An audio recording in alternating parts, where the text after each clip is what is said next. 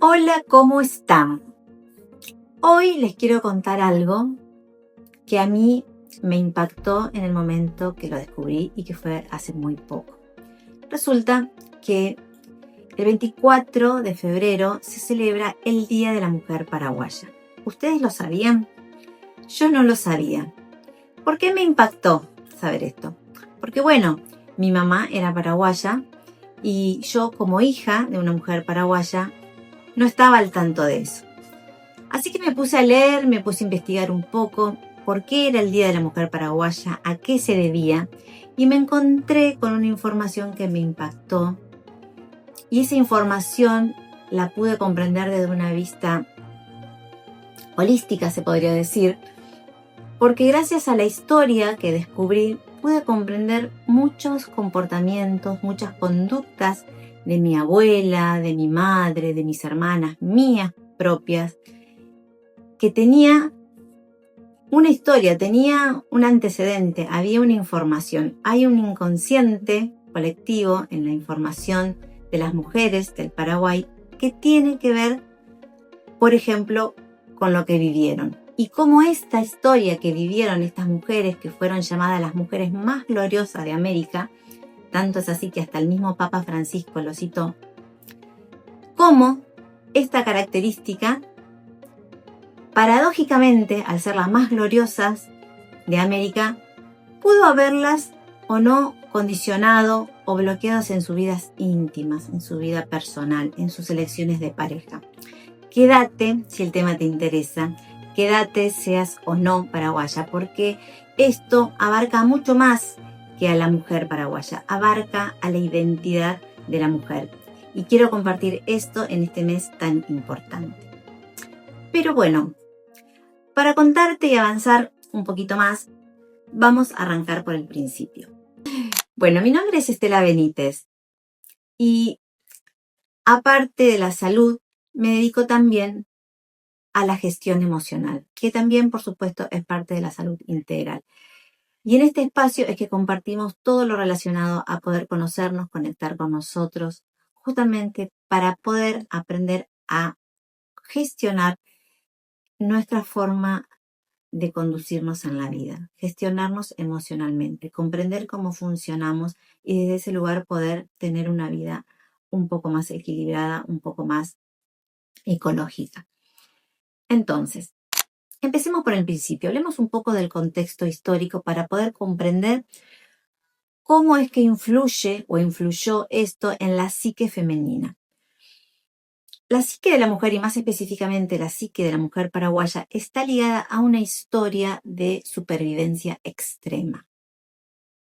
La historia explica cómo esto las condicionó en sus vidas, pero también cómo pudo haber condicionado a generaciones posteriores, a sus hijas, a sus nietas, y cómo esa información fue transmitida en el inconsciente colectivo de estas mujeres. ¿Por qué la mujer paraguaya hoy es reconocida como la mujer más gloriosa de América? Y cómo justamente esta cualidad puede ser hoy una situación que paradójicamente las bloquee en su vida personal o en su vida íntima. Empecemos por el principio. En la Guerra de la Triple Alianza, que hubo entre 1864 y 1870, casi 6 años de guerra, fue una guerra que eliminó casi el 90% de la población masculina. Entonces, ese escenario, ese contexto hizo que muchas mujeres se quedaran solas, que madres, hijas y esposas estuvieran sin sus esposos, padres, hermanos. La población fue mayoritariamente de mujeres, ancianos y niños. En ese contexto, estas mujeres tuvieron un rol determinante, un rol protagónico, el rol de la reconstrucción y la población del Paraguay. Esto llevó a la mujer paraguaya a un nuevo rol. La Triple Alianza y la guerra posterior que hubo del Chaco fue como un catalizador para estas mujeres para fijar justamente un arquetipo de mujer que fue la que actuó como salvadora de la patria. la salvadora de la nación a través del dolor y el sacrificio. Quiero que te guardes esta frase. En ese contexto, las mujeres eran llamadas las residentas, las que entregaron sus joyas, sus bienes personales, para poder defender lo que era su nación, su patria, sus hombres, su familia. Y la evolución de estas mujeres de la residencia en la vida actual son lo que en la modernidad se llama o se llamó la cuña guapa. ¿Qué es la cuña guapa? Cuña es mujer, guapa es valiente, trabajadora. Esta mujer, la mujer trabajadora y valiente, fueron roles que surgieron como estrategias de supervivencia a la condición que enfrentaban en ese momento. Entonces, estas mujeres fueron el motor para sacar de las ruinas a un país de la posguerra. Fueron el sustento económico y también el sustento de sus hogares.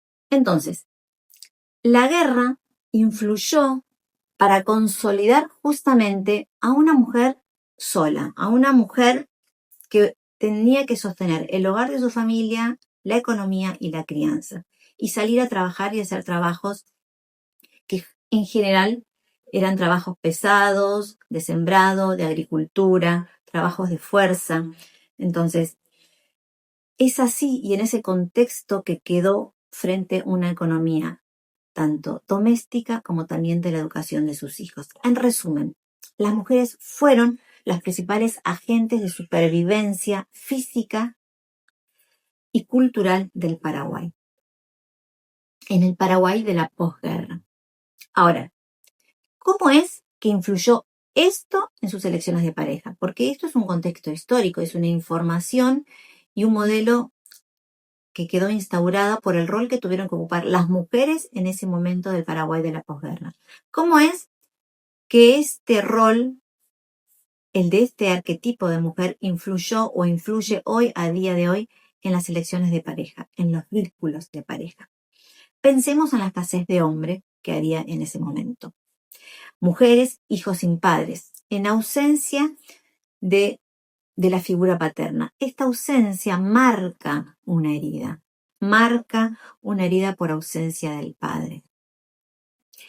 En parte, esta ausencia también estaba ciertamente protegida por el inconsciente que había en ese momento, porque al hombre había que cuidarlo, entre paréntesis, porque era el que iba a proveer o facilitar un contexto de procreación, ¿sí? Entonces, es como que también, al haber un hombre cada 7 mujeres, al hombre se lo cuidaba en cierta forma desde ese lugar, visto de que era también partícipe de la procreación. Y es así que se naturalizó, por ejemplo, que los hombres puedan tener varios hijos con diferentes mujeres.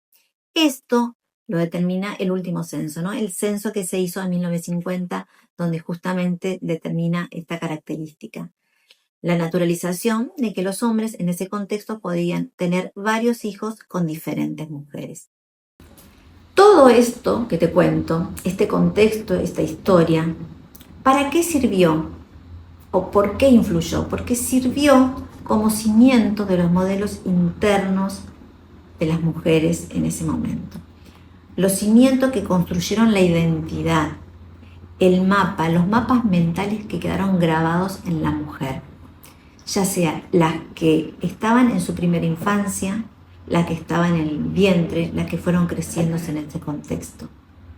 Fueron mapas emocionales, modelos internos que quedaron en sus mentes, en su psique, que después son las que en conjunto con una ausencia de padre van a ser integradas en su contexto para que después las determine o no, o las condicione o no, en realidad no las determine, para luego elegir pareja. ¿Por qué? Porque en Paraguay el modelo interno integró ausencia de padre como una constante previsible, como algo que estaba en la posibilidad de todas las parejas. ¿Con qué? Con una arquitectura de una mujer que emocionalmente elige parejas que repliquen ese modelo, que repliquen ese vacío, buscando inconscientemente ese caos, pero un caos conocido. Vamos a explicar un poquito eso desde la neurobiología. ¿Cómo puede ser que quieran replicar? Bueno, ¿cómo comprendemos esto desde la neurobiología? Recordemos el cerebro trino. ¿Te acordás cuando dijimos en videos anteriores que nosotros tenemos, o se puede comprender nuestra formación cerebral desde un cerebro trino? Tenemos un área que es el cerebro reptiliano, otra área que es el sistema límbico, y la última y más evolucionada que es el neocórtex. Pero vamos por parte. El cerebro reptiliano es la parte más primitiva que todos tenemos en nuestro cerebro, que solo busca la supervivencia. Pensá en el contexto de estas mujeres, la posguerra, el hambre, la falta de ausencia paterna, de pareja. En la posguerra paraguaya, esta área reptiliana solamente priorizaba la seguridad material y la reproducción por sobre la intimidad. ¿Sí? Es como que el instinto dijo, es mejor un padre ausente que la extinción de la familia como sistema. Por otra parte, también estaba el sistema límbico. Recordad, el sistema límbico es el que rige las emociones. Ahí está la amígdala. Esta amígdala es como un sensor de incendio, un sensor de humo que prevé un incendio y que registra nuestros recuerdos implícitos a través de las emociones, ¿sí? Esto es lo que viene de fábrica con nosotros cuando nacemos. Ya venimos con un sistema límbico que empieza a desarrollarse. Y el dolor del abandono o de la ausencia paterna quedó grabada como una huella sensorial sin palabras. Las mujeres sienten o sintieron hambre de padre, ¿sí? Pero ¿qué pasa? Es lo que sentían, no podían racionalizarlo, no podían expresarlo, simplemente sentían. Y acordá, nosotros somos seres emocionales que decidimos en función a nuestras emociones. Y si tenemos una huella que está relacionada con esa ausencia, con ese dolor, muchas veces vamos a elegir desde ese dolor inconscientemente porque quedó grabada en nuestra memoria implícita, la que nosotros no sabemos en qué momento se alojó en nuestro sistema límbico, pero quedó. Y cuando elegimos desde una forma intuitiva o emocional, elegimos desde ese lugar, desde esa emoción que quedó como una huella. Y en estas mujeres, esa huella fue de una herida de ausencia paterna. Pero ojo, por otro lado también tenemos en nuestro cerebro el neocórtex. ¿Qué tenemos en el neocórtex? Dijimos en los videos anteriores. Nuestro pensamiento crítico, el razonamiento lógico. Ese es el que muchas veces falla en la elección de parejas. ¿Por qué? Porque ahí la mujer sabe muchas veces que está eligiendo una pareja irresponsable.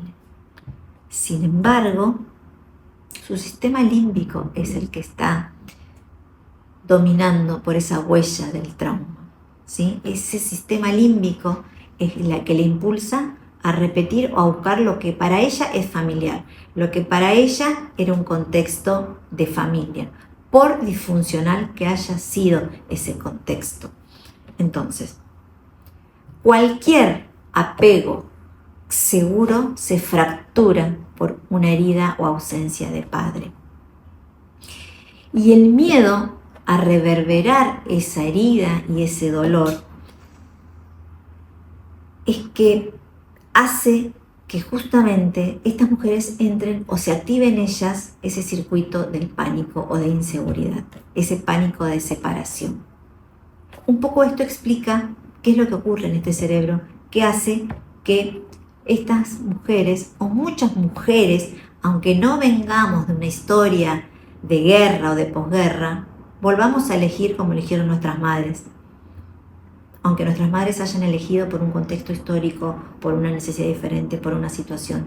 Pero muchas mujeres heredamos esa información y seguimos eligiendo desde ese lugar. Entonces, pensemos en los roles que surgieron en ese contexto en las mujeres del Paraguay. Esos roles fueron estrategias de supervivencia, dijimos.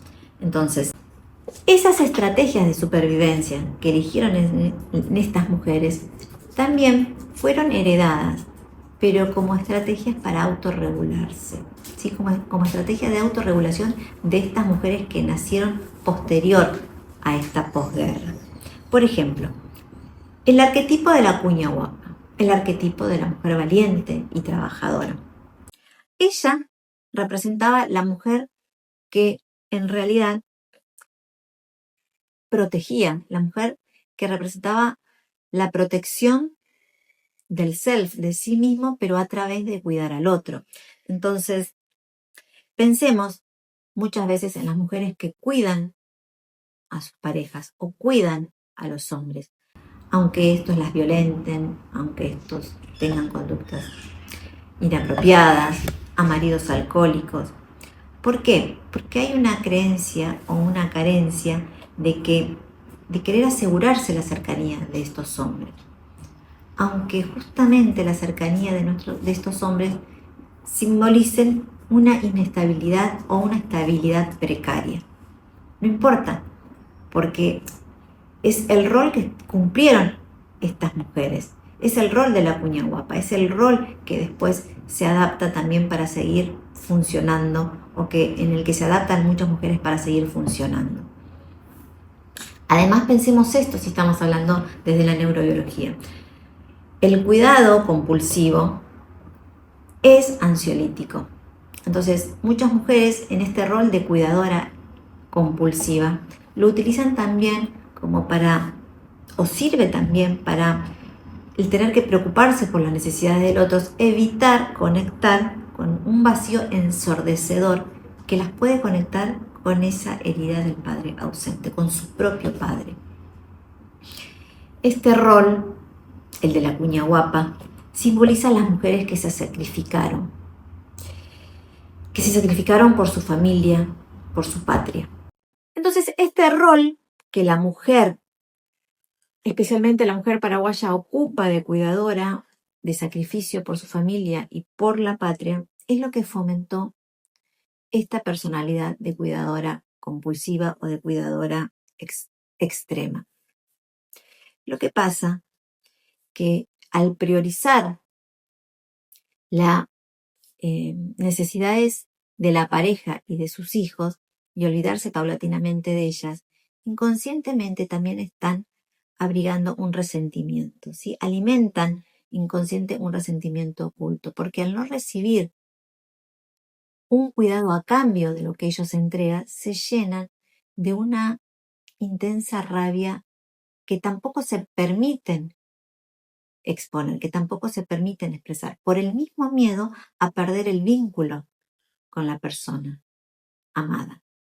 Entonces, se llenan de una rabia fría que no expresan directamente. Y esto las vuelve en contra de ellas. ¿Por qué? Porque justamente esto es la que las genera de ansiedad y de una sensación de soledad extenuante. Lo voy a repetir para que te quede claro. Hay un rol que las mujeres paraguayas tienen de sacrificio por sus familias y por su patria, un rol heredado, y que muchas mujeres, aunque no sean paraguayas, también lo han heredado. Este rol que ocuparon es el que fomentó su personalidad de cuidadora compulsiva. Y esta misma identidad de cuidadora compulsiva es la que inconscientemente también la llena de resentimiento, porque les impide conectar con lo que a ellas les pasa. Les impide decir de sus propias necesidades por estar pendiente de las necesidades de los demás. Y cuando no reciben un cuidado a cambio de lo que ellos entregan, se llenan de un enojo inconsciente. Y ese enojo inconsciente se transforma en una rabia fría que las aleja del otro y las aleja de sí misma. Ese enojo se vuelve en una ansiedad. Viven en una ansiedad constante y no saben por qué, en un vacío extenuante y no comprenden por qué si ellas lo dan todo por el otro, por sus hijos, por su familia. Pero hay otra forma, hay otro arquetipo que también, otro rol que tiene que ver, otra forma que tiene de manifestarse este arquetipo, el de la cuña guapa. Porque la mujer que es trabajadora, que es guerrera, que va al frente, que combate, que lucha, también se hace de una coraza, ¿sí? Una coraza defensiva, la coraza de las amazonas, podríamos decir, de la amazona acá, acorazada.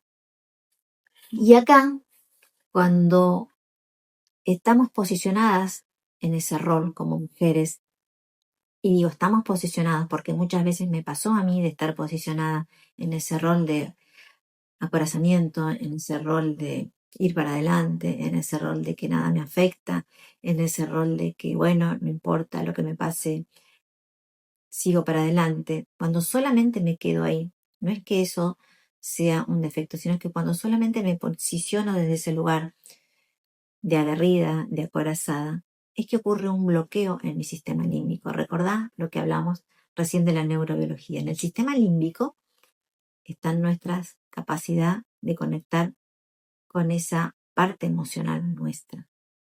Pero si yo estoy acorazada, si yo tengo esa armadura defensiva, justamente me va a impedir conectar con eso. Y cuando existió un padre hostil, un padre ausente, un padre abandónico, un padre violento, ¿sí? Justamente estas mujeres desarrollan o desarrollaron, como fue la historia, una armadura fisiológica. Su autosuficiencia fue un mecanismo de defensa. ¿Te sentís identificada con esta frase? Tu autosuficiencia fue lo que desarrollaste como mecanismo de defensa. ¿Por qué? Porque estas mujeres, como aprendieron a no confiar en los hombres, entendieron que deben conseguirlo todo por sí mismas, que se tienen que arreglar solitas. Y así construyeron una identidad que se basa, fíjate, en el control, porque si yo me tengo que arreglar sola en todo, no se me puede escapar detalle de nada, y voy construyendo una identidad controladora, una identidad que controla en mi trabajo, profesionales podemos ser también, que ejercemos un gran control, controladoras en nuestra familia, pero esto, que es una fortaleza exterior, es en realidad una armadura que me aísla de mis propios sentimientos, de la propia conexión conmigo misma, de mi propia ternura, de mi propia vulnerabilidad. Y cuando yo me privo de conectar con esa parte, me privo de conectar con el otro y de tener un vínculo desde ese lugar, porque para mí es peligroso, ¿sí? Porque ¿cómo es que se manifiesta esto en la pareja, este acorazamiento? Se traduce en un apego inseguro. Y ahí viene otra vez a colación lo que veníamos hablando de los apegos. Un apego inseguro. ¿Por qué? Porque este apego inseguro se va a expresar de una forma evitativa, el famoso apego evitativo, donde la mujer va a mantener una distancia emocional. ¿Para qué? No muestra su sensibilidad, su vulnerabilidad, para protegerse de un posible rechazo, de un posible abandono del que ya quizás vivió en otro momento o vivieron sus madres o vivieron sus abuelas, porque acordate, la información se transmite de generación en generación. ¿Qué es la información? La información no es más que energía, recordá. La energía no se crea ni se destruye, simplemente se transforma. Entonces, permanece en nuestro inconsciente transgeneracional. Entonces, por este miedo o este abandono, es que yo no me muestro y no me abro emocionalmente a mi pareja. Y tengo una distancia en la que no puedo conectar con ella, pero tampoco puedo conectar conmigo mismo. ¿Cómo va a ser una dinámica en una pareja así? ¿Cómo va a ser la dinámica en la elección de parejas con este apego inseguro y evitativo? Bueno, la cuña guapa, ¿sí? Recordemos que estamos hablando de ella, como está identificado con la fuerza, con ser proveedora ella de su familia, tiende a establecer vínculos con quién, con qué tipo de hombres, con tipos de hombres que van a adoptar roles pasivos, ¿sí? Van a complementar ese posicionamiento de ser proveedoras, de ser cabezas. Es común que este tipo de mujeres elijan hombres que son eternos niños o eternos adolescentes, que son ineficaces, o que son dependientes, que necesitan que la mujer tenga que sostenerlo económicamente, que los tenga que guiar, que los tenga que apuntalar. Pero ojo, ¿por qué es que esos hombres están con esta mujer? Porque resuenan, porque se complementa, porque inconscientemente esta mujer lo elige para no tener que pasar por el miedo a la soledad o al rechazo. Entonces, la mujer muchas veces asume un rol maternal con estos hombres, con sus maridos, y estos maridos quedan reducidos a una condición de hijo. Yo me pregunto, ¿qué pareja puede crecer o puede evolucionar cuando en realidad uno actúa como madre y el otro actúa como hijo? Y eso te lo digo para que reflexiones. Entonces, ¿cuál es el resultado de todo esto? Bueno, en una relación asexuada, sin un deseo sexual. Es el deseo sexual que se va perdiendo en una relación en la que hay una castración paulatina. Y esa castración o esa pérdida de deseo queda cubierta bajo el deber y el servicio, ¿sí? Es muy común que en parejas en las que la mujer es la que guía, la que sostén, la que tiene este arquetipo de la cuña guapa y que se vincula con un hombre que tiene un rol pasivo, con los años muchas veces no se entiende por qué se pierde esa conexión sexual o porque hay una pérdida del deseo. Bueno, es que a lo mejor esa pérdida de deseo no es congruente o coherente con esa relación de pareja que en la que está funcionando. Porque para que haya un deseo sexual tiene que haber una relación de pareja. Pero si la relación es de madre a hijo, la relación de madre a hijo no es coherente con un deseo sexual. Entonces, este tipo de apego, el de la mujer aguerrida, el de la mujer que justamente provee, puede parecer socialmente que se vea como un éxito, como una fortaleza. Pero cuando es en exceso, esconde en su interior lo que Linda Leonard llamó en su libro de la mujer herida. ¿Sí? En la intimidad, esta cuña guapa muchas veces confiesa cansancio, vacío, extenuación del peso que carga sobre sus hombros. Un peso que inconscientemente eligió por el miedo al rechazo y a la soledad. Entonces, esta mujer tiene un conflicto, o estas mujeres tenemos un conflicto. ¿Cuál? Por un lado, desea cuidado, desea tener protección, desea que se la cuiden. Pero por el otro lado tiene un gran miedo o un terror, te podría decir, a perder el control, a exponerse, a mostrar su vulnerabilidad. Entonces, muchas veces, como eso es inconsciente, ¿qué es lo que ocurre? Estas mujeres sabotean sus relaciones. Encuentran a veces el amor de su vida, encuentran una persona que las complementa, que son pareja, que van codo a codo, pero sabotean ese tipo de relación. ¿Por qué? Porque en ese tipo de relación ellas también tienen que abrirse emocionalmente, tienen que tener una fuerte descarga emocional. Así como esa pareja se brinda, también les toca a ellas también abrirse. Y hay un pánico y un miedo, terror a volver a vivir ese rechazo. Se activa lo que decíamos anteriormente, esa amígdala. Se activa esa amígdala que automáticamente la lleva a ese recuerdo implícito, a esa huella, a ese trauma, y se activa ese circuito del pánico, ese eje hipotálamo hipofisiario libera cortisol, adrenalina, y quiero salir de ahí. Pero ¿cómo quiero salir de ahí si encontré el amor de mi vida? ¿Cómo es que quiero salir corriendo si es un buen hombre? Es que no es racional. Justamente es irracional porque está llevado por ese sistema límbico, por esa memoria implícita que me lleva a ese dolor. Pero ese dolor era ya y hace tiempo, con mis madres, con mi abuela. Yo puedo elegir desde otro lugar. Lo que pasa es que mi mente emocional no me permite ver lo que me dice mi mente racional. Hay un bloqueo. Es así que el perfil de esta mujer herida oscila entre esto, entre el miedo, entre el cansancio que lo controla todo, y la ansiedad. Esa ansiedad y ese vacío o pavor, diría, el miedo a ser abandonadas. Y es cierto que este trauma transgeneracional influyó a través de una historia de guerra, de posguerra, de violencia, de sacrificio. Es cierto que este trauma transgeneracional fue influenciado por una posguerra, por años de violencia, de sacrificio, de dolor, por mucha ausencia masculina, por mucha herida del padre. Pero también es cierto que eso se transmitió y fue consolidado a través de un arquetipo inconsciente, patrones de conducta heredadas y apegos inseguros, ¿sí?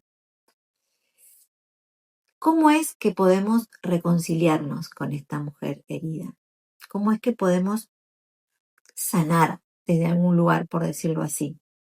Bueno, la sanación de este tipo de roles, de este tipo de mujeres, no consiste en tener que aguantar más.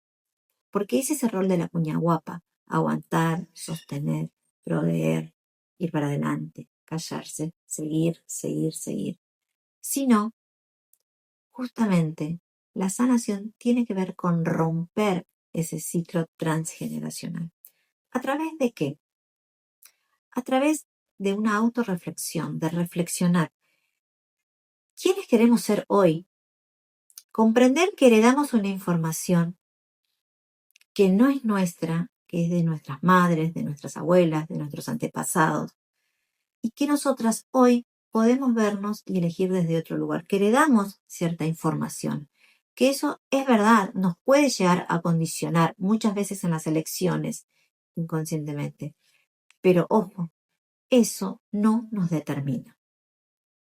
Nosotras, todas como mujeres, hoy podemos elegir diferente. ¿De qué depende? De que nosotros nos demos al trabajo de percibir diferente, de recordar que cuando estamos en un contexto, en un rol donde justamente nos estamos acorazando o nos estamos martirizando o estamos actuando compulsivamente desde un lugar de cuidado extremo, en realidad no estamos actuando desde quiénes somos nosotros, sino de un modelo aprendido, de un modelo heredado. Reconciliarnos internamente con la herida de un padre ausente, con la herida de un padre, tiene que ver justamente con poder aprender a mirar diferente y desde otro lugar. Cuando hacemos eso, no solo nos reconciliamos con papá, sino que también estamos honrando a nuestra madre, porque nosotros estamos pudiendo hacer algo que ellas no pudieron o que no supieron. Ahí es que viene la verdadera reconciliación, cuando yo internamente comprendo desde dónde estoy actuando, comprendo por qué actúo así mi mamá, mi abuela, pero yo elijo de una manera consciente algo diferente. Pero para poder elegir algo diferente, tengo que cambiar mi percepción, mi forma de pensar y asociarla con una nueva emoción, no con el miedo o con la ira o con la rabia, sino con una emoción que me amigue con ese pensamiento, con la gratitud del camino recorrido hasta acá y con la conciencia de que puedo elegir diferente. Y para eso tengo que alimentar pensamientos que sean contrapuestos, ¿sí? Volver a erradicar esa creencia limitante de no merecimiento, de no ser adecuada, de ser lo que me toca, por alimentar creencias potenciadoras, creencias que se contrapongan a esas, creencias que activen implícitamente el merecimiento y que justamente anulen las creencias de no merecimiento y de sentirte defectuosa. Si vos sentiste que te resonó hoy esta charla o que te resuena, bueno, a lo mejor quizás podrías preguntarte hoy si hay una cuña guapa adentro tuyo. Si es así, está bueno que sepas que podés dejar de seguir eligiendo el caos conocido y empezar a elegir un camino diferente. Porque que tu futuro cambie depende de las elecciones que hagas hoy. Si vos hoy seguís eligiendo como en tu pasado, simplemente vas a repetir un futuro predecible, que tiene que ser, que es justamente eso, repetir el pasado.